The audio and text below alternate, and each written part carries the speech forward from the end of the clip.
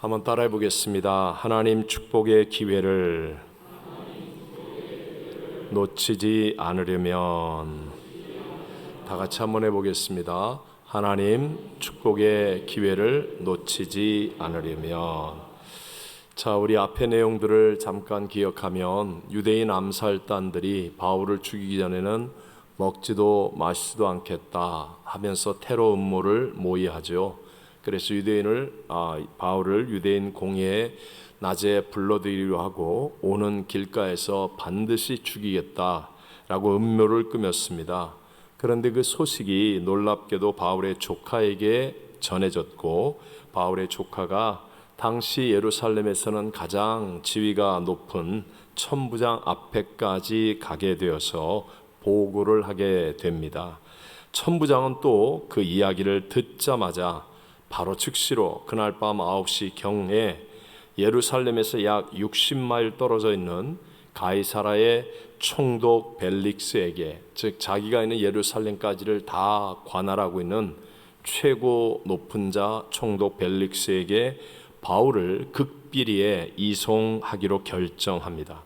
그리고 바로 백부장들에게 명령하여서 그것도 중무장한 보병 200명, 기병 70명, 창병 200명 등 총 470명이나 되는 로마 정예 군사들을 동원해서 바울을 이송합니다. 자, 본문 23절 24절을 다시 한번 읽어보겠습니다. 백부장 둘을 불러 이르되 밤 제3시에 가이사라까지 갈 보병 200명과 기병 70명과 창병 200명을 준비하라 하고, 또 바울을 태워 총독 벨릭스에게로 무사히 보내기 위하여 짐승을 준비하라 명하며. 참 놀라운 일이죠. 바울이라고 하는 미결수 한 사람을 위해서 그 한밤중에 무려 로마의 정예군인 470명을 동원하고, 그리고 미결수에게 타고 갈 짐승까지 제공했다고 하는 것, 이건 정말 어마어마한 일입니다. 아마도 천부장이 자기가 근무하는 동안 이전에도 없었고 이후에도 없을 전무후무한 일이었을 것이 분명합니다. 여러분, 지금 제가 얘기한 이런 모든 일들이 다 우연히 일어난 일이겠습니까? 우연히 바울의 조카가 들었습니까? 우연히 그것이 천부장에게까지 알려질 수 있었습니까? 우연히 천부장의 마음이 감동되었겠습니까? 우연히 그 놀라운 결정을 내렸고, 우연히 470명의 로마 정예 군대가 움직였고, 우연히 죄수 바울이 짐승을 타고 가이사라 총독 앞에까지 가는 일들이 일어날 수 있었겠습니까? 아니라는 것이죠. 바로 사명을 감당하는 바울을 위해서 하나님께서 놀랍게 역사하고 계신 것이라고 믿으시면 아멘 합시다. 맞습니다. 우리 간증하신 우리 이경 교사님도 11조를 작정하고 기도할 때 우연히 손님이 와서 덥석 그 토요일에 물건을 사는 것이겠습니까? 우연히 그런 일들이 계속 매주마다 일어나는 것이겠습니까? 아니라는 것이에요. 하나님의 말씀을 순종하려고 하는 사람에게 우리의 머리털 숲까지 헤아리시는 하나님께서 역사하시는 일인 줄로 믿습니다. 자, 오늘 본문에는요, 이 복음을 전할 사명을 가진 바울의 목숨을 보호하는 도구로 하나님께 쓰임을 받은 천부장, 이 천부장이 이제 벨릭스 총독에게 써서 보낸 편지의 내용이 그 다음에 나오고 있습니다. 그게 세 부분으로 쓰여져 있는데, 한번 25절 26절 먼저 편지를 읽어봅니다. 또 이 아래와 같이 편지하니 일러스되 글라우디오 루시아는 총독 벨릭스 가깝게 문안하나이다. 아멘. 성경이 아닌 다른 역사 기록에 보면 벨릭스는요, 주후 52년부터 59년까지 유대 총독으로 있었던 사람입니다. 그가 총독으로 임명된 것은 그의 형 팔라스라는 사람 덕분이었는데요, 이 두 사람, 형 팔라스와 유대 총독이 된 동생 벨릭스는 원래 전쟁포로 노예 출신이었어요. 그런데 형 팔라스가 먼저 글라우디오 황제, 로마 황제의 총애를 받는 신하가 되고, 그 후에는 네로 황제의 신임을 받는 신하가 됩니다. 그래서 덕분에 이 동생 벨릭스도 출세를 하게 된 것이죠. 자, 포로로 잡혀와 노예 출신이었는데 그렇게 높은 자리까지 올라갔으니까 그 중간의 삶에 얼마나 많은 어떤 우여곡절 아니면 힘들고 어려운 사건들이 많이 있었겠습니까? 분명히 쉽지 않은 험난한 삶이었겠죠. 벨릭스, 유대 총독이었던 벨릭스는요, 로마에게 잘 보이는 일이라고 한다면 아주 무자비하게 유대인들의 반란을 진압하기도 했던 아주 유명한 총독이었습니다. 그리고 이제 그 총독 벨릭스에게 이 모든 사항을 보고한 천부장의 이름이 나왔죠. 혹시 천부장의 이름 조금 전에 읽은 성경에서 뭐라고 그러는지 아세요? 나 글라우디오 루시아는 총독 벨리스에게 아래와 같이 편지를 씁니다 그랬거든요. 그러니까 이 천부장의 이름은 글라우디오 루시아였습니다. 글라우디오는 로마식 이름이고 루시아라는 이름은 헬라식 이름입니다. 그러니까 이 천부장은 전에 우리 바울, 그러니까 사도행전 요 앞장에 보면 바울과 천부장이 대화를 하는 과정 가운데, 야, 너 진짜 로마 시민이야? 그러면서 자기를 소개할 때 뭐라고 그래요? 나는 돈을 많이 들여서 이 시민권을 얻었노라. 이렇게 천부장이 자기를 소개한 내용 기억나십니까? 아, 네, 감사합니다. 그런 적이 있었잖아요. 그러니까 이것으로 볼 때 이 헬라 사람이었던 루시아가 로마 황제, 아까 얘기했던 이 팔라스와 벨릭스가 신임을 얻었던 로마 황제 이름이 글라우디오였거든요. 그러니까 이 사람도 그 시대에 아마 돈을 주고 시민권을 얻게 됐을 거예요. 그래서 자기 이름 앞에다가 로마 황제 이름을 붙여서 글라우디오 루시아, 이렇게 자기 이름을 딱 정한 거예요. 그러니까 그 의미는 상당히 현실지향적인 사람이었다. 황제 이름을 붙여가면서 난 이렇게 로마와 가까운 사람이야, 로마 황제에게 충성하는 사람이야, 이걸 굳이 이렇게 애를 써서 표현할 정도로 현실지향적인 사람이었다. 그런 배경을 지닌 이 천부장 글라우디오 루시아의 편지는 소위 말하면 일종의 서면 보고서라고도 할 수 있는데, 그런데 이제 네 구절의 내용을 살펴보면 아주 허세, 과장, 자기 자랑, 거짓, 이런 것들이 나오는 것을 보아서 이 사람은 상당히 또 출세지향적이었던 그런 사람이었다는 것도 알 수 있습니다. 여러분, 출세지향적이라는 것, 어떤 면에서는 고를 갖고 나가는 것처럼 보이긴 하지만, 그러나 결정적인 순간에 내가 얻으려고 하는 이 사람은요, 결정적인 순간에 진실할 수가 없습니다. 자기 방법대로 꾀를 피우게 되고 자기 야망 때문에 얼마든지 거짓과 불의를 행할 수 있는 위험한 사람이에요. 하나님의 때를 기다리지 않는 사람은 반드시 내 안에는 그런 것들이 드러날 수밖에 없게 되어 있죠. 아까 얘기한 대로 이 천부장이 글라우디오 루시아가 쓴 이 서신 편지에는 세 부분으로 되어 있는데 짧게 한번 보면서 우리에게 줄 수 있는 은혜를 나누고자 합니다. 첫째, 27절 말씀이에요. 이 사람이 유대인들에게 잡혀 죽게 된 것을 내가 로마 사람인 줄 들어 알고 군대를 거느리고 와서 구원하여다가. 여러분, 이거 우리가 이제까지 스토리를 다 들어서 알죠. 이거 거짓말이고 자기 과장입니다. 큰 소동이 일어났다는 보고를 듣고, 그리고 자기가 보니까 난리가 났기 때문에 혹시라도 무슨 일이 생길까 급히 군사를 이끌고 출동했던 이 천부장 루시아는 처음에는 유대인들이 왜 바울을 돌로 쳐서 죽이려고까지 하는지 사실 파악도 하지 않았어요. 그리고 자기 부하들을 시켜다가 쇠사슬로 두 겹으로 꽁꽁 바울을 결박한 다음에 요새로 끌고 와서 채찍질을 하라고 했던 사람입니다. 그런데 그때 죄도 확정되지 않은 로마 시민을 함부로 채찍질할 수 있느냐 하면서 바울이 자기 로마 시민인 것을 말하게 되죠. 그러니까 이 항의를 받은 루시아가 너무나 놀래서 난 돈 주고 로마 시민권을 샀는데 너 어떻게 나면서부터 로마 시민이야? 그러니까 자기가 어떤 처분을 당할 것 같아 두려워하기까지 했던 사람. 그런데도 불구하고 마치 자기가 로마 시민을 보호하기에 먼저 달려가서 바울을 유대인으로부터 구한 것처럼 이렇게 거짓 보고를 하고 있는 모습을 우리가 볼 수 있게 되죠. 그 다음에 28절 29절을 읽어봅니다. 유대인들이 그를 고발하는지 알고자 하여 그들의 공회로 데리고 내려갔더니 고발하는 것이 그들의 율법 문제에 관한 것뿐이요 한 가지도 죽이거나 결박할 사유가 없음을 발견하였나이다. 자, 이제 글라우디오 루시아 천부장이 바울을 발견하고 구했는데 보니까 잘못이 없었다.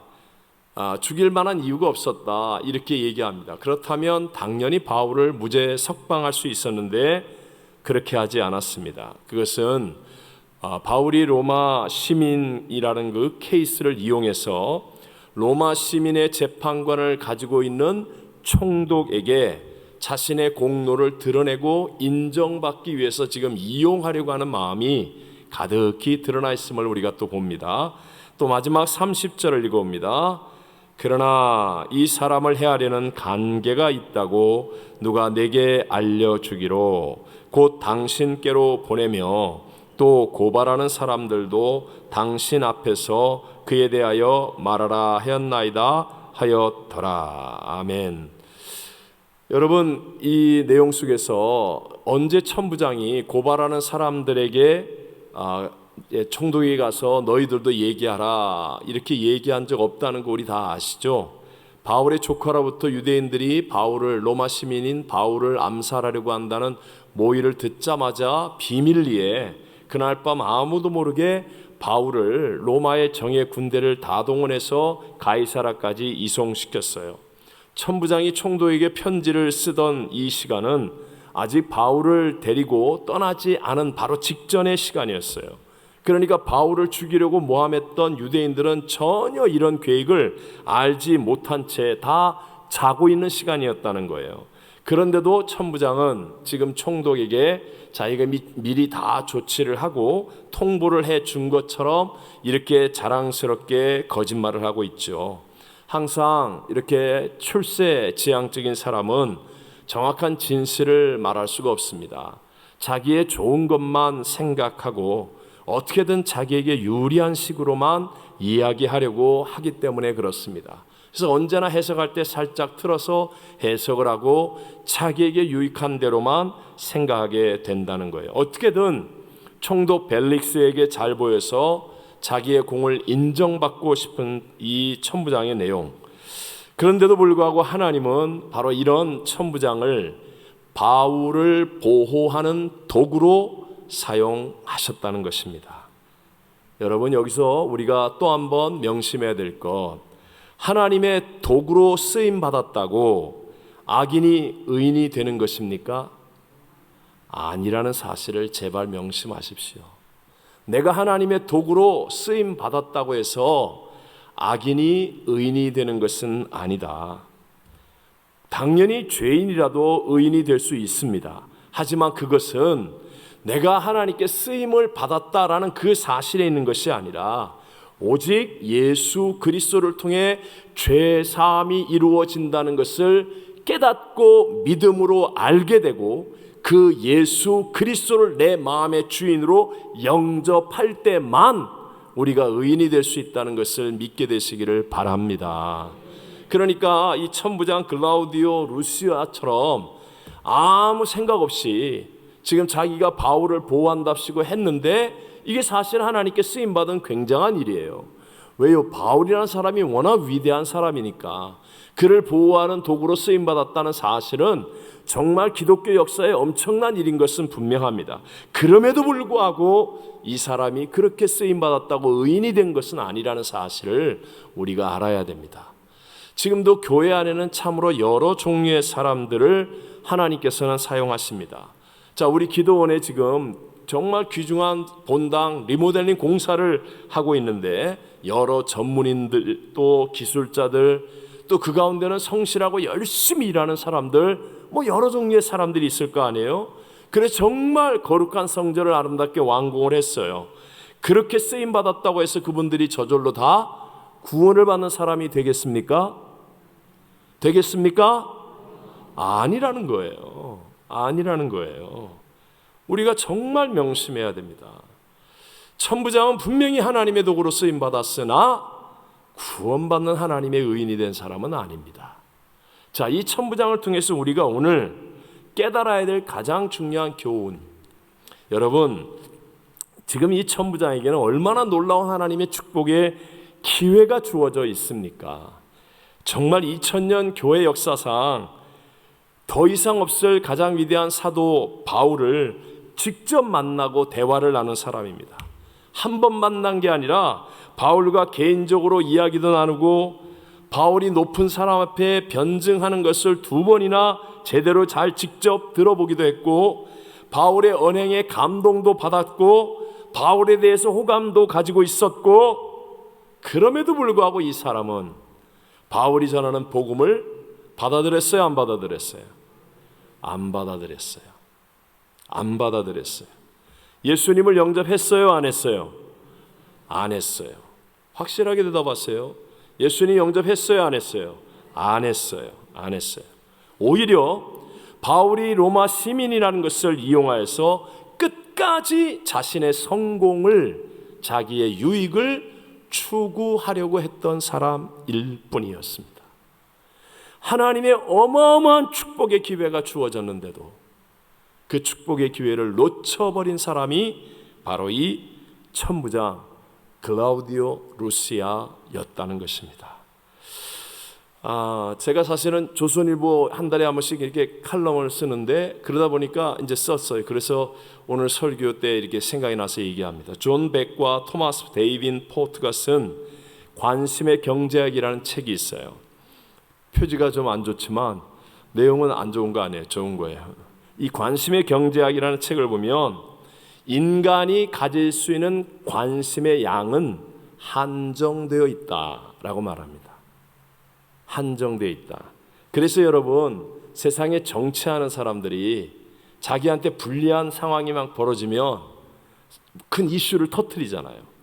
막 연예인들 뭐 이슈를 터뜨려서 사람들의 관심이 거기에 쏠리게 하고, 아니면 스포츠, 아니면 심지어는 전쟁. 그래서 이 관심의 이 총량이 한계가 있기 때문에요, 자기가 불리할 때는 자기에게 이 관심을 못 쓰게 하고 다른 데다 관심을 써서 자기는 그 순간을 모면하는 그런 것들을 만들죠. 예수님께서 이 땅에 오셨을 때 예수님을 직접 만나고도 아무런 변화가 일어나지 않은 사람들이 있었어요. 성경은 그 사람들의 특징에 대해서 패역한 세대의 사람들이다, 패역이라는 단어를 씁니다. 패역이라는 말은 완고함입니다. 완고함. 들으려고 하지 않는 고집불통의 마음, 받아들이는 수용성이 없는 마음, 이게 바로 패역입니다. 패역. 이미 이 사람들은 자기들의 고집, 육신적인 생각, 자기들의 계획 또는 어떤 것들이, 편견, 이런 것들이 이미 자기 안에 가득 차 있어요. 가득 차 있으니까 아무리 좋은 것이라 할지라도, 예수님이 어디 하나 잘못한 일을 하셨습니까? 그런데도 불구하고 이미 그들의 마음은 꽉 차 있는 거예요. 꽉 차 있으니까 자기의 욕심과 자기들의 뜻으로, 자기들의 편견으로, 자기들의 이기심으로 꽉 차 있으니까 예수님이 받아들여지질 않는 거예요. 여러분, 우리가 잘 아는 가룟 유다의 실패, 최고 인생의 실패의 이유 분명히 말씀하지요. 우리 요한복음 13장 2절 한번 읽어볼까요? 마귀가 벌써 시몬의 아들 가룟 유다의 마음에 예수를 팔려는 생각을 넣더라. 이미 벌써 마귀의 생각을 마음에 받아들이니까, 그러니까 그 이후에 예수님이 발을 씻겨주시는 세족식의 사랑도 소용이 없어요. 이미 그의 마음이 차 있어요. 세족식의 사랑도 필요 없어요. 최후의 만찬의 그 놀라운 은혜도 유다의 마음속엔 들어올 자리가 없어요. 왜? 이미 그의 마음은 차 있어요. 예수님 팔고 그 다음에 어떻게 하고 이런 것들이 이미 그 마음속에 꽉 차 있으니까 세상에 우린 그냥 성찬을 내도 눈물과 감격인데 예수님이 떡을 떼고 빵을 떼고 예수님이 발을 씻겨주시는데도 전혀 그 은혜가 들어올 자리가 없더라는 것이에요. 그래서 결국은 먼저 받아들인 마음의 생각대로 행동함으로 인류 최악의 실패하는 인생이 되어버리고 말다라는 것입니다. 말세가 왜 말세입니까? 요새는 여러분이 다 아는 것처럼 넘치는 인터넷 정보 속에 정말 필요 없고 쓸데없는 가짜 뉴스와 정보가 너무너무 빨리, 너무너무 많이, 너무너무 쉽게 우리의 마음을 선점하고 있어요. 이게 꽉 들어차 있고 드라마 주인공이 꽉 들어차 있으니까 예배 나와도 예수가 안 들려요. 찬양을 불러도 감격이 없어요. 이미 꽉 들어차 있어요. 이미 꽉 들어차 있어요. 그러니까 기도를 해도 감동이 안 느껴지는 사람들이 있어요. 여러분, 긍정과 부정 어느 게 더 빠르다고 그랬죠? 어느 게 더 강할까요? 부정. 부정은요, 긍정보다 최소한 8배에서 80배 빠르고 강합니다. 그래서 10가지 중에 9가지 좋은 얘기 들었는데 한 가지 나쁜 얘기 들으면 그날 마음이 다 무너지는 거예요. 마음이 다 무너지는 거예요. 그래서 부정이 그만큼 우리의 마음을 선점하는 거예요. 우리의 마음을 가득 채워버리는 거예요. 그래서 부정적인 것들이 내 마음을 선점해버리면 왜 여러분 성경에 보면 이스라엘 백성들의 소수가 부정인데 다 멸해버리십니까? 부정이 선점을 하면 하나님도 소용없어요. 예수님도 소용없어요. 나중에 보겠지만 성령을 해방하는 자는 죄는 용서할 길이 없어요. 왜? 부정이 선점을 해버리는 일이기 때문에. 성령님도 아무것도 못해. 부정이 선점을 하면 이렇게 무서운 거예요. 그래서 교회가 부정적인 말을 하고 부정적인 분위기를 일으키는 사람을 절대로 막아야 되는 거예요. 무슨 일이 있더라도 긍정적인 분위기를 유지하고 만들어가고 서로 격려하고 칭찬하는 일이 얼마나 힘들고 어렵고 많은 노력을 해서 만들어지는 일인지. 근데 이게 한 방에도 무너질 수 있어요. 한 방에도. 특별히 마지막 시대는 난리와 난리의 소문이 가득하잖아요. 곳곳에 기근과 지진이 있잖아요. 보십시오. 그 뭐예요? 요새 코로나 신종 이름 뭐죠? 그런 거 몰라도 돼요. 예수님 12제자 이름은 알아요? 이스라엘 12지파 이름은 알아요? 근데 신종 바이러스 나올 때마다 이름을 달달달달달 외우고 있고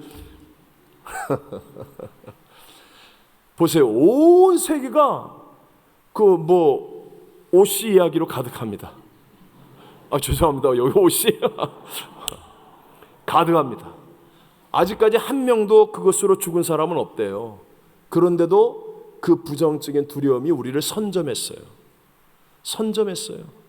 그래서 다 국경을 막고 괜히 폐쇄하고 또 격리하고 또 셧다운하고 그냥 부정이 선점을 해버리는 거예요. 그래서 온통 한 명도 아직 죽은 사람 없는데 독감으로는 더 많이 죽는데 많은 사람들이 실족하는 대형 스캔들 또 배신, 미움의 소식들, 불법 이것이 마지막 시대는요 가득한 시대예요. 그래서 우리 마음을 그런 것들로 인하여 선점당할 수밖에 없는 시대.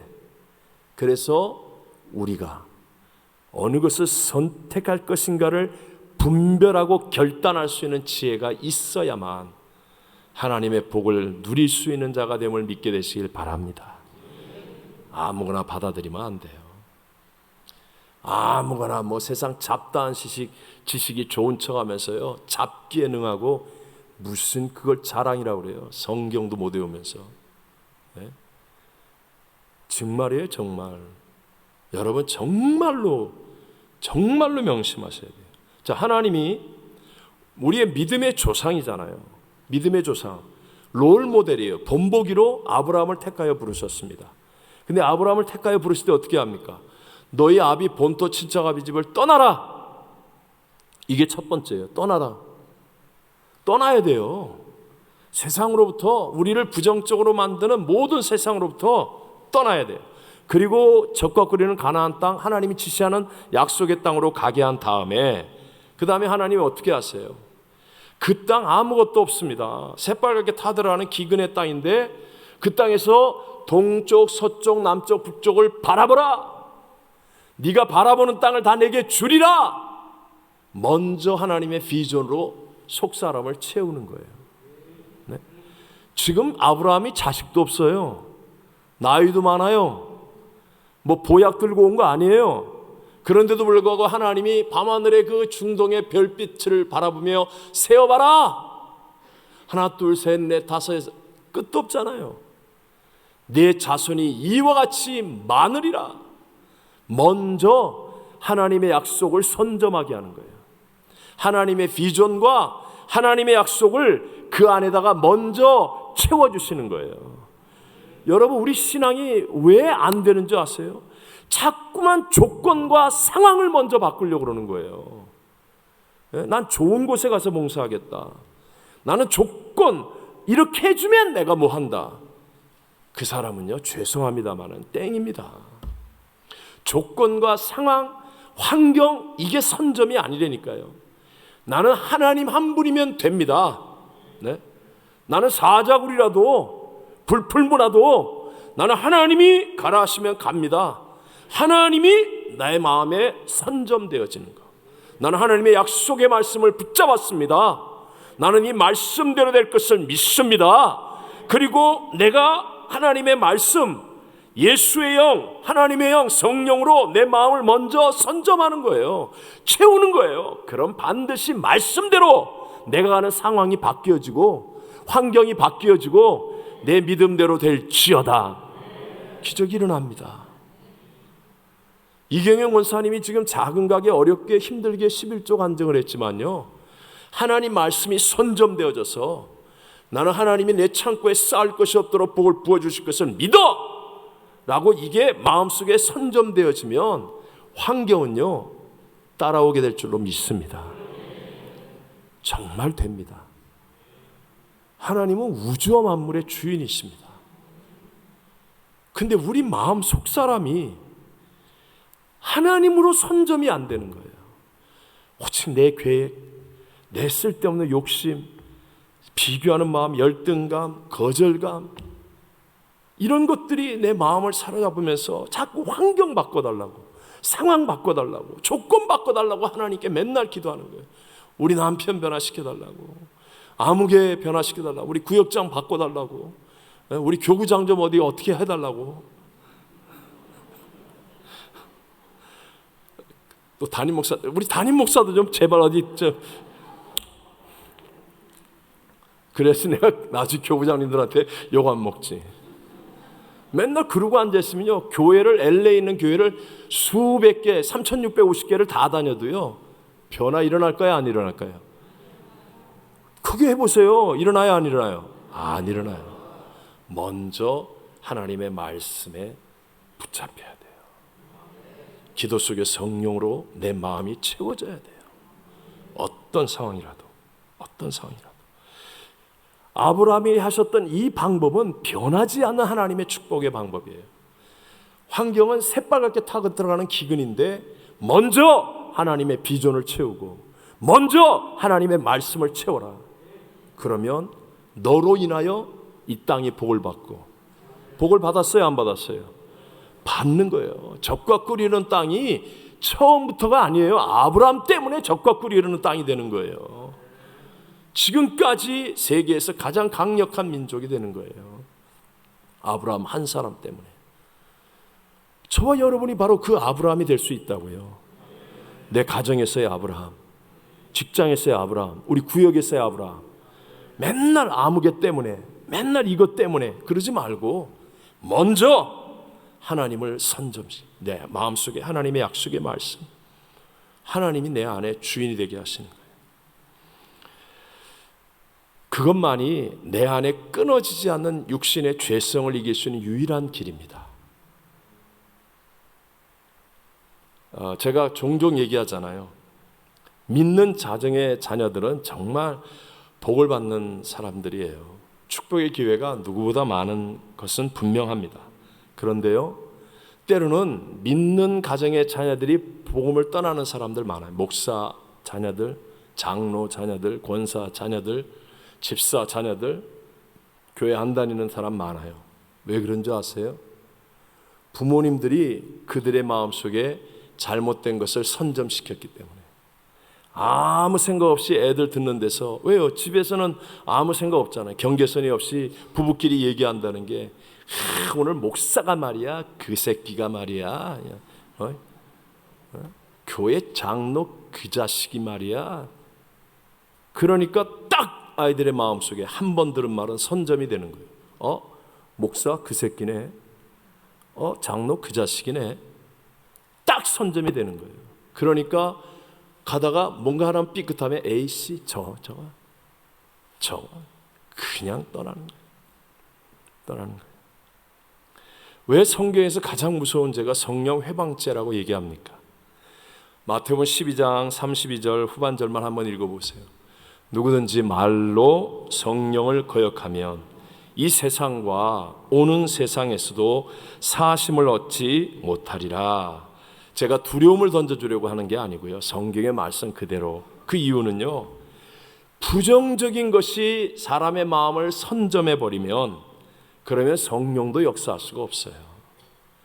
그래서 말로 자꾸 부정적인 것을 만들어내면요, 10명의 정탐꾼 즉시로 죽는 거예요. 그리고 모든 이스라엘 백성 한 명도 못 들어가는 거예요. 근데 하나님의 말씀으로 선점된 갈렙과 여호수아는 여호와의 말씀이 우리에게 있지 않냐, 마음과 생각 속에 하나님의 말씀이 선점되어 있는 그 두 사람만 승리의 정복자가 되는 줄로 믿습니다. 여러분, 먼저 그의 나라와 그 일을 구하라. 그리하면 이 모든 것을 너에게 더하시리라. 이 말씀은요, 불변하는 축복의 진리입니다. 그래서 먼저 한기담을 하셔야 돼요. 제가 왜 평생 목회하면서 새벽 예배를 중요하게 여깁니까? 먼저 하나님을 생각할 줄 아는 사람, 먼저 하나님을 찬양하는 예배, 먼저 하나님께 기도할 수 있는 시간, 먼저 졸면서라도 하나님 말씀을 들을 수 있고 먼저 하나님을 찾는 태도를 갖는 그 사람은 반드시 신앙 안에서는 성공합니다. 졸더라도 나와야 돼요. 졸더라도. 삶의 패턴을 바꿔야 돼요. 왜 밤늦게 자는 것은 괜찮고 새벽에 일찍 일어나는 것은 피곤한 일이라고 생각합니까? 인간은 해지면 자게 돼 있어요. 그래서 내가 저녁 예배 때 자도 안 깨우잖아요. 자기가 일어나지 난 안 깨워 진짜. 근데 새벽은 깨워야지. 새벽은 일어나야지. 새벽에. 저녁에는 해지면 자요. 왜 밤늦도록 드라마 보고 요새 보세요. 뭐 하나 끝나면 그 다음에 또 유명한 거 많아요. 오징어 게임 끝나니까 또 뭐요? 지옥 그 다음에 또 뭐 할 것 같아요? 뜨거운 불못 이제 계속 나올 거예요. 계속 그러면서 계속 그런 거로 가득 채우는 거예요.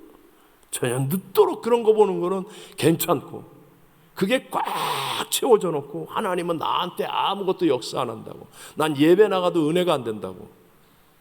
당연하죠. 정신 차려야 돼요. 마지막 때예요. 마지막 때. 여러분, 이 세상에 완전한 사람 없고요, 완전한 공동체, 완전한 것은 없습니다. 중요한 건 내가 어느 쪽을 선택하느냐에 달려 있어요. 명심하세요. 하나님은 언제나 상황과 조건을 먼저 변화시켜 주시는 분이 아니라, 그래서 나를 변화로 이끌어가지 않아요. 하나님은 먼저 내 속사람이 하나님으로 채워지기를 원하세요. 말씀과 기도로, 성령으로 내 속사람이 채워지고, 그 다음에 나를 통하여, 변화된 나를 통하여 상황과 조건이 바뀌어지는 세상을 만들기를 원하세요. 그러므로 여러분 적극적으로 하나님을 순종하는 쪽을 선택하십시오. 적극적으로 하셔야 돼요. 적극적으로. 오늘 예배 가운데 누가 제일 은혜 받았겠어요? 이경영 권사님이죠. 오늘 예배 준비 누가 제일 잘했겠어요? 누가 제일 잘했어요? 이경영 권사님이죠. 제일 예배 준비 잘하고 제일 준비기도 많이 하고, 물론 저 빼놓고 제일 예배 때 막 그냥 집중해서 은혜 받잖아요. 이경원 사람이 저러고 졸겨 있겠어요? 안 졸아요. 암만 피곤해도요.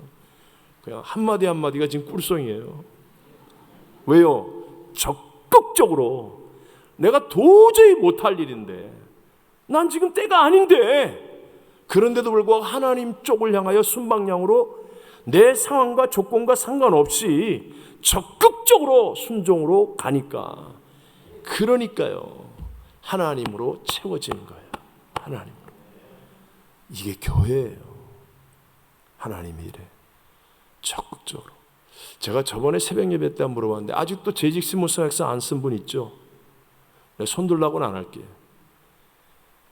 내가 적극적인지 아닌지 뭘 보면 알아요? 그거 보면 알아요. 아직 안 쓴 사람은 아직 땡이에요. 그래놓고 하나님한테 하나님이 나한테는 아무것도 안 해준다. 뭘 아무것도 안 해줘? 자기가 하나도 안 하면서. 적극적인 게 뭐예요? 제일 먼저 딱 써서 내야지. 이런 걸 적극적이라고 그러는 거예요. 아멘입니까? 해야 될 일이에요? 안 해야 될 일이에요? 그러면 빨래하면 좋아요? 나빠요? 그 빨래하는 거 힘들어요? 꼭 교구장이 와가지고 왜 안 내셨어요? 좀 내세요. 언제까지 내실래요? 갖다 드릴까요? 볼펜 드릴까요? 사인 하실래요? 그게 무슨 자랑이에요. 그게 하나님 앞에 가서 얼마나 부끄럽고 창피할 일일 텐데. 적극적으로. 그래서 하나님이 선점되도록 내 마음속에 난 하나님을 사랑합니다. 난 하나님을 믿습니다. 난 하나님을 말씀을 붙잡고 사는 사람입니다. 이게 내 안에 적극적으로 딱 채워지면, 그러면 여러분, 감사가 왜 다음 역사를 만듭니까? 감사는 반드시 다음에 하나님의 역사를 만들거든요. 그게 감사는 내 마음을 하나님의 역사할 수 있는 것으로 선점시키는 일이에요. 억울한데도 불구하고 답답한데도 불구하고 하나님 감사합니다, 감사합니다, 감사합니다 하잖아요. 그럼 내 마음이 하나님을 향하여 열려지고 하나님의 것들이 선점되는 역할을 해요. 근데 불평하는 순간, 불평이 내 입에서 딱 나오는 순간에 마귀로 선점되는 거예요. 그래서 다음이 안 열려지는 거예요. 다음이. 아무리 절망과 고통과 어려움 속에 있어도 마치 바울과 실라가 매맞고 감옥 안에 착고에 차인 채 옥터 안에 갇혀 있어도 감사하면 그냥 하나님의 다음 역사가 일어나는 것처럼, 여러분 반드시예요. 적극적으로 하나님이 내 마음을 선점하실 수 있도록 우리 믿음으로 전진하는 복 있는 금요예배 성도들 다 되시기를 주의 이름으로 축복합니다. 축복합니다. 함께 우리 찬송가 283장 다 같이 우리 부르신 후에 기도하겠습니다. 나 속죄함을 받은 후 한없는 기쁨을 아뢰아릴 수 없어서 늘 찬송합니다. 나 속죄받은 후 속죄받은 후 주를 찬미하겠네. 나 속죄받은 후 주의 이름 찬미하겠네. 나 속죄함을 받은 후 내 마음이 새로워 주 뜻을 주내 가면서 죄길 버리네. 나 속죄받은 후